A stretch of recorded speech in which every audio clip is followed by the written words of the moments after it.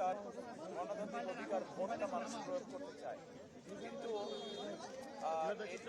গতকাল রাত্রে অনেকগুলো অনাকাঙ্ক্ষিত ঘটনা ঘটেছে যা আমরা বিভিন্ন নিউজ মাধ্যমে দেখেছি, এবং গাড়িতে বসে আমি নিউজ মাধ্যমে দেখছিলাম যে একই ধরনের ঘটনা অনেক জায়গায় ঘটছে কিছু রাজনৈতিক দল বা তাদের সদস্যদের দ্বারা।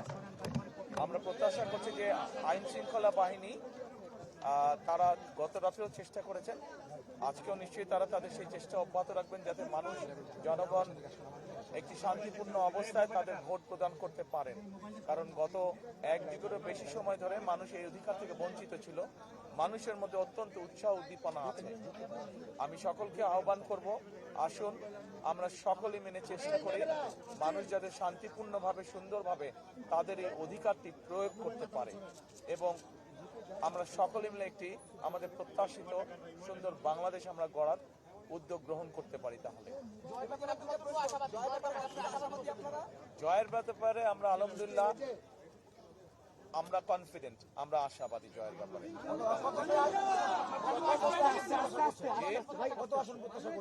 আমরা অন্তত এতটুকু অবশ্যই আসন প্রত্যাশা করছি যেখানে আমরা খুব সুন্দরভাবে দেশ পরিচালনা করতে সক্ষম হব।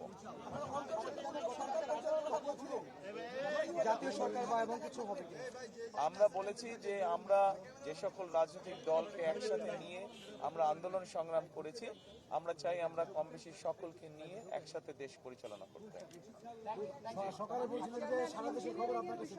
না, সারা দেশের খবর আমি এখনো পাইনি, আমি মাত্র অফিসে আসলাম।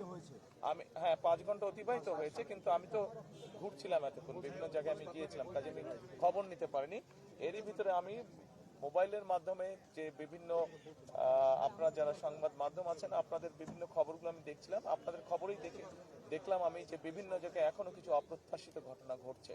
কোন একটি রাজনৈতিক দল এখনো কিছু অপ্রত্যাশিত ঘটনা তারা বারংবার ঘটিয়ে যাচ্ছে। কাজে আমরা চাই না যে এসব ঘটনা ঘটুক।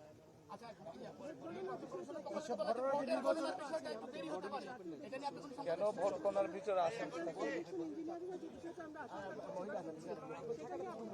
আমরা মনে করি যে মানুষ যদি বেরিয়ে আসে, সাধারণ মানুষ, এই দেশের মালিক হচ্ছে মানুষ, এবং তারা যদি বেরিয়ে আসে, তারা যদি তাদের অধিকার প্রয়োগ করে, ভোট সংখ্যা যত বেশি বাড়বে, ভোটারের সংখ্যা যত বেশি বাড়বে, আমরা বিশ্বাস করি যে সকল ধরনের ষড়যন্ত্রকে প্রতিহত করা যাবে।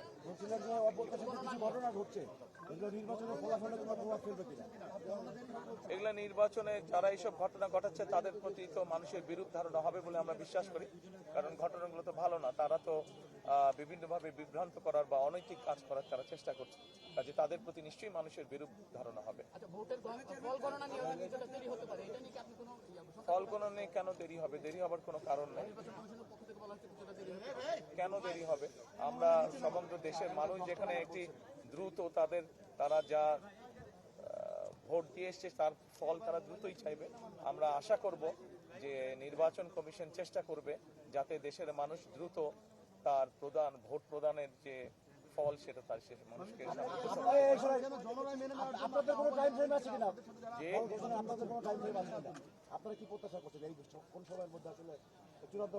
দেখুন, আমরা 91 সালে দেখেছি নির্বাচন, আমরা 96 সালে দেখেছি, 2001 সালে আমরা নিরপেক্ষ নির্বাচন দেখেছি। স্বাভাবিক একটি তো সাধারণ টাইম ফ্রেম আছে। আমরা প্রত্যাশা করব যে সেই টাইম ফ্রেমের মধ্যেই জনগণ রেজাল্ট জানতে পারবে।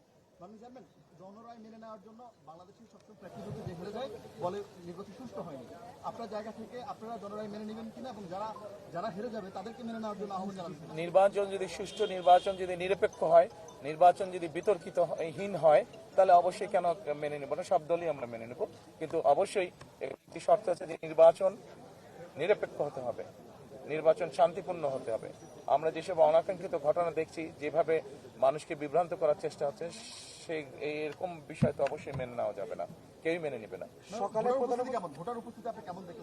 আমার কাছে মনে হচ্ছে যে ভোটার উপস্থিতি আমি যতটুকু ঢাকা শহরের দেখেছি, আমার কাছে মনে হচ্ছে আলহামদুলিল্লাহ মানুষ অত্যন্ত উৎসাহ ভরে তার ভোট প্রয়োগ করতে যাচ্ছে। 17 বছর আপনার এই ভোটের দিনটার জন্য আপনারা আন্দোলন করেছিলেন, আপনার হাজার হাজার নেতাকর্মী খুনের শিকার হয়েছেন। আজকের দিনটি কি আপনাদের সেই আন্দোলনের একটি সফলতা কিনা? এটা শুধু আমাদের আন্দোলনের সফলতা না, 17 বছর ধরে বাংলাদেশের কোটি কোটি মানুষ, কোটি কোটি ভোটারই ভোট থেকে বঞ্চিত ছিল, ভোট প্রদান থেকে বঞ্চিত ছিল। আমি মনে করি যে এটা সমগ্র বাংলাদেশে যে প্রায় 13 কোটি ভোটার আছে সকলের জন্য একটি উল্লেখযোগ্য দিন, সকলের জন্য একটি স্মরণীয় দিন আজকের দিনটি। ধন্যবাদ, সকলে ভালো থাকবেন। Thank you. প্রধান উপদেষ্টা আজকে সকালে এই কেন্দ্রে ভোট দেওয়ার পর তিনি বলছেন যে ভোট উৎসব হচ্ছে, মানুষ সেখানে সম্পূর্ণ অংশগ্রহণ করছে, সেদিকে শেষ পর্যন্ত থাকবে, আপনি কি মনে করেন? প্রধান উপদেষ্টার কাছে যেহেতু উনি সরকারে আছেন, ওনার কাছে হয়তো ইনফরমেশন বিভিন্নভাবে থাকতে পারে। আমি যেহেতু এখনো সেভাবে সারা দেশে ইনফরমেশন জানেন, কাজে আমি এ ব্যাপারে বলতে পারবো না। আমি শুধু ঢাকা শহরে যতটুকু দেখেছি, আমি তো বললামই যে মানুষের মধ্যে উৎসাহ উদ্দীপনা আছে। আমরা বিশ্বাস করি গত 2 দিনে যেভাবে দেখেছি মানুষজন লঞ্চ, স্টিমারে, ট্রেনে, বাসে করে বিভিন্ন উৎসাহ নিয়ে দেশে ফিরে গিয়েছে, যার যার এলাকায় ফিরে গিয়েছে ভোট প্রদানের জন্য। আমরা প্রত্যাশা করি যে সেই উৎসাহটার প্রতিফলন আজকে নিশ্চয়ই থাকবে বিভিন্ন জায়গায়। গতকাল জামাত ইসলামের বেশ কয়েকজন এজেন্ট বা সদস্য তারা অস্ত্র নিয়ে ধরা পড়েছে, টাকা নিয়ে ধরা পড়েছে। এই বিষয়গুলো নির্বাচনকে আসলে অনেক জায়গায় প্রশ্নবিদ্ধ হয়ে আজকে সকালেও আমি কোনো একটা নিউজে দেখেছি, আজকে সকালেও বোধহয় ঘন্টা 2 আগেও একই ঘটনা ঘটেছে। ধন্যবাদ সাংবাদিক ভাইরা, ভালো থাকবেন সকলে। আসুন আমরা চেষ্টা করি। গণতন্ত্রের উত্তরণের পথ আসলে বলা হয়েছিল যে আসলে সফল হলো কিনা, গণতন্ত্রের উত্তরণের পথে আমরা উঠলাম কিনা? অবশ্যই জনগণ যদি শান্তিপূর্ণভাবে নিরপেক্ষভাবে ভোট দিতে পারে, গণতন্ত্রের সূচনা তো অবশ্যই শুরু হবে। ওয়ান লাস্ট প্রশ্ন, মানে এখন পর্যন্ত যে জনগণের স্বতঃস্ফূর্ত আপনি বলছিলেন যে সারা দেখতে পাচ্ছেন, মানে সেটা কি আকাঙ্ক্ষা পূরণ হচ্ছে কিনা মানুষের এই ভোটের মাধ্যমে? এটা বোধহয় too early to make any comment. ধন্যবাদ, ভালো থাকবেন সবাই। আসসালামু আলাইকুম। যার যার জায়গায় দাঁড়াই আমরা প্লিজ।